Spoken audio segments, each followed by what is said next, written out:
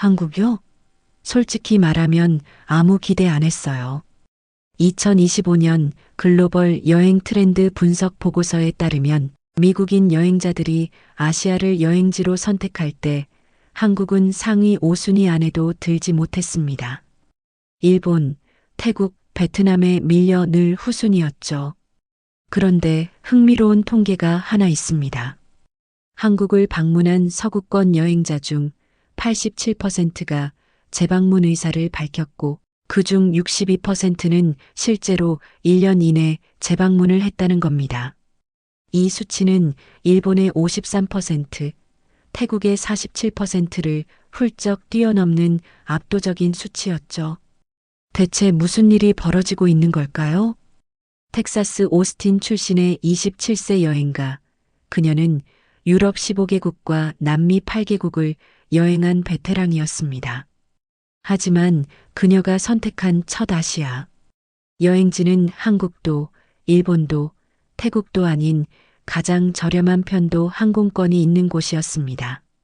떠날 때는 경유지 같은 느낌이었는데 떠나고 나니까 자꾸 돌아가고 싶더라고요. 여행 산업 전문가들은 이런 현상을 두고 예상치 못한 감정적 각인이라고 부릅니다.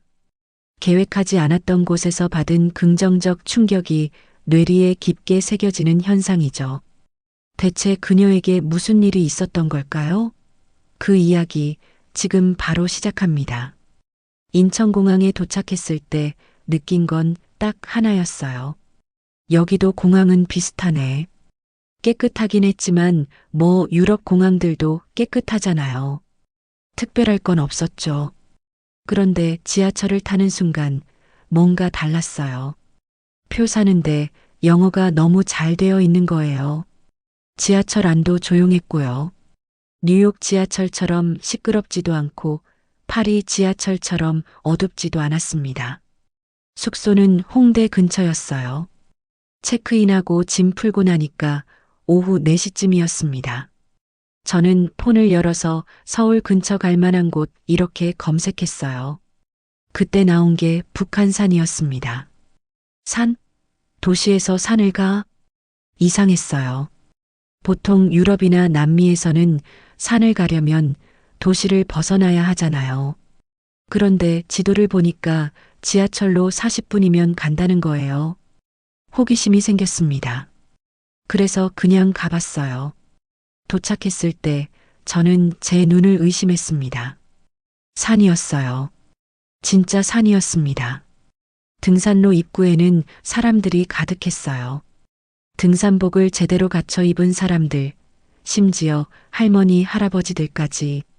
저기요, 혹시 처음이세요? 뒤에서 누가 영어로 말을 걸었어요.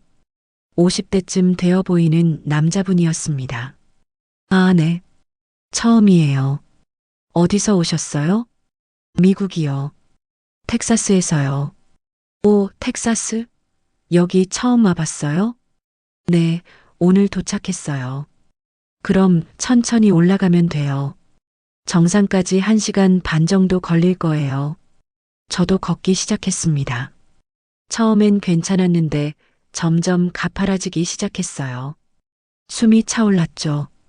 그런데 주변 사람들은 아무렇지 않게 올라가는 거예요. 중간쯤 왔을 때 작은 쉼터가 있었어요. 거기서 잠깐 쉬면서 주변을 둘러봤죠. 그때 보였어요. 서울 시내가 한눈에 들어왔습니다. 빌딩들, 한강, 그리고 저 멀리 보이는 산들까지. 여기 뭔가 다르네. 미국에서는 도시는 도시고 자연은 자연이었어요. 둘은 분리되어 있었죠. 그런데 여기는 달랐어요. 도시 한복판에 산이 있었고 사람들은 그걸 당연하게 여기고 있었습니다. 정상에 도착했을 때 말이 안 나왔어요. 360도 파노라마였습니다. 서울 전체가 발 아래 펼쳐져 있었어요. 아까 그 아저씨가 다가오셨어요. 멋지죠? 네, 정말. 믿기지가 않아요. 부산도 가보세요. 거기 바다 정말 좋아요. 기차로 2시간 반이면 가요. KTX 타면 편하게 갈 수 있어요. 저는 그 말을 듣고 부산에 가기로 마음먹었습니다. 다음 날 저는 부산행 기차표를 예매했어요. 서울역에 도착했을 때 또 한 번 놀랐습니다. 엄청 컸고 깨끗했어요. 기차를 탔을 때는 더 놀랐습니다. 좌석이 넓었고 조용했고 진동도 거의 없었죠. 부산에 도착해서 해운대로 갔어요. 해변에 도착했을 때 숨이 멎는 줄 알았어요. 파란 바다와 하얀 모래사장, 그리고 뒤에는 고층 빌딩들이 줄지어 서 있었어요. 모래사장에 앉아 있는데 한국 여자분이 말을 걸었습니다. 여행 오셨어요? 네, 미국에서 왔어요. 혼자 오셨어요? 우와, 용감하시다. 부산은 어때요? 네, 정말 좋아요. 시간 되면 야구 경기 한번 보세요. 진짜 재밌어요. 한국 야구 분위기 진짜 좋거든요. 저는 폰으로 검색했습니다. 정말 오늘 경기가 있더라고요. 온라인으로 표를 샀어요. 2만 원. 약 15달러 정도였습니다. 저녁에 사직 야구장으로 갔어요. 경기장 안으로 들어갔을 때 저는 압도당했습니다. 관중들이 노래를 부르고 있었어요. 응원가였습니다. 북소리가 울렸고 깃발이 펄럭였고 치어리더들이 춤을 췄어요. 이게 야구 경기야? 미국 메이저리그는 이렇지 않았거든요. 그런데 여기는 경기 내내 노래를 부르고 응원을 하고 손뼉을 쳤어요. 관중 전체가 하나가 되어 있었습니다. 타자가 안타를 쳤을 때 경기장 전체가 흔들렸습니다. 저도 덩달아 일어나서 박수를 쳤어요. 옆에 앉은 아저씨가 말을 걸었습니다. 외국인이세요? 한국 야구는 어때요? 진짜 재밌어요. 분위기가 완전 다르네요. 한국 야구는 응원이 메인이에요. 경기도 중요하지만 응원하는 재미가 더 크죠. 그 순간 저는 깨달았어요. 나 지금 경기의 일부가 되어 있네. 단순히 경기를 보는 게 아니라 경기에 참여하고 있었습니다. 경기는 롯데가 이겼어요. 경기장을 나오면서 생각했습니다. 한국 사람들은 진짜 열정적이네. 서울로 돌아와서 마지막으로 경복궁에 갔어요. 600년 전에 지어진 궁궐이었습니다. 가이드 투어를 들으면서 한국의 역사를 조금씩 이해하게 됐어요.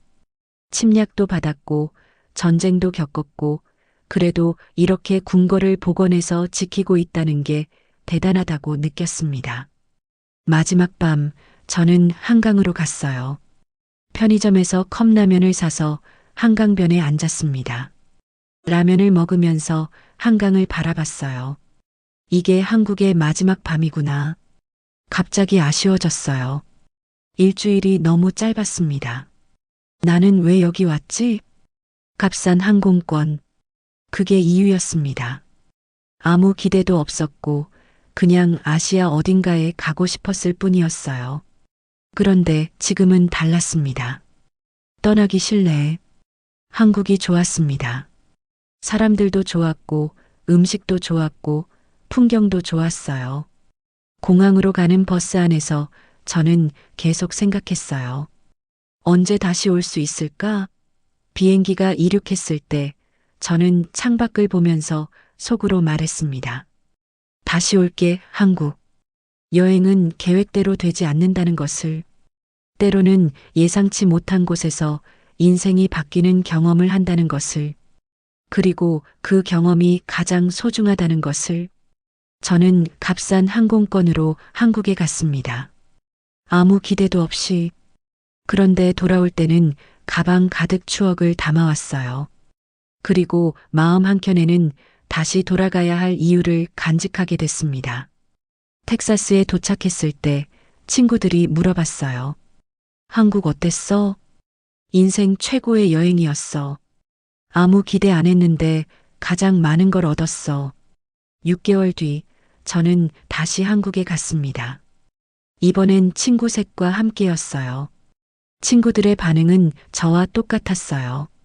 에밀리, 여기 진짜 대박이야. 이제 저는 1년에 한 번씩 한국을 방문합니다. 그리고 사람들한테 말합니다. 한국 꼭 가보세요. 기대 안 하고 가도 돼요. 어차피 기대 이상일 테니까. 값싼 항공권 하나로 시작된 여행이 제 인생을 바꿔놓았어요. 아무 기대 없이 떠났던 여행. 그 여행이 제게 가장 큰 선물을 줬습니다. 새로운 시각, 새로운 경험, 그리고 다시 돌아가야 할 이유. 한국 고맙습니다. 당신은 제 인생을 바꿨어요.